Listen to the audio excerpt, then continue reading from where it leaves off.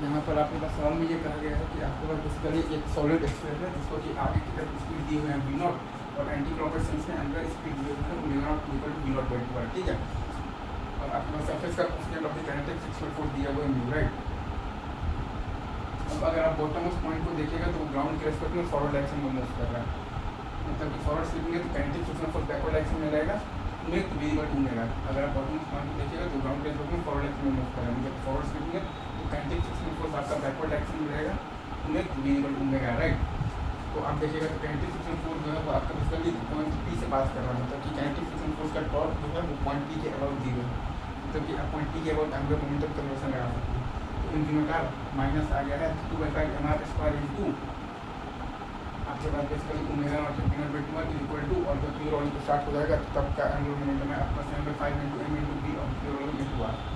यहाँ से आपके पास v प्योर रोलिंग आ गया है 4 v नॉट बाई 7 और ओमेगा प्योर रोलिंग आ गया है 4 v नॉट बाई 7 है।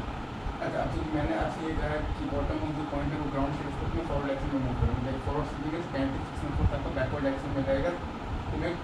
v equal to omega, right. तो v at any time t आपके पास आ जाएगा v not minus mu dt is equal to omega at any time t alpha t alpha होता है आपके पास torque by I mu M G R by I है आपके पास 2/5 mr स्क्वायर इंटू t और प्लस साइन स्क्वायर क्योंकि जो आपके पास जो काइनेटिक फ्रिक्शनल फोर्स है वो ओमेगा को पॉजिटिव डायरेक्शन में आपको बढ़ा रहा है, राइट। और माइनस ये है आपके पास बेसिकली इनिशियल ओमेगा नॉट है v not by 2 into r omega at any time t into r, तो v equal to omega r लगाने से जो टाइम पर आपका प्योर रोलिंग स्टार्ट होगा वो टाइम आपके पास आया है t is equal to 3 v not by 7 mu ji, v pure rolling आपके पास आया है 4 v नॉट बाई 7 और ओमेगा प्योर रोलिंग आपके पास आया है 4 v नॉट बाई 7 है। अगर आपसे कोई बोल दे कि बोल दे भाई काइनेटिक फ्रिक्शन फोर्स बताइए तो आप लगा दीजिएगा work energy theorem 7/10 into m into v of the pure rolling का होल स्क्वायर, मतलब कि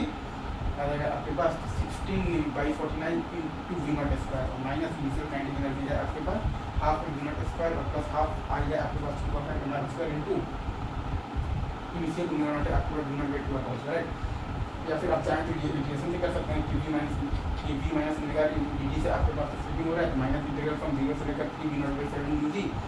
v not minus mu dt minus v not by 2 और प्लस है आपके पास basically 5 mu G R by 3 r square into t into r into mu G into dt, simple. आपको जैसे मन आप ऐसे कर सकते हैं, ठीक है, इजी।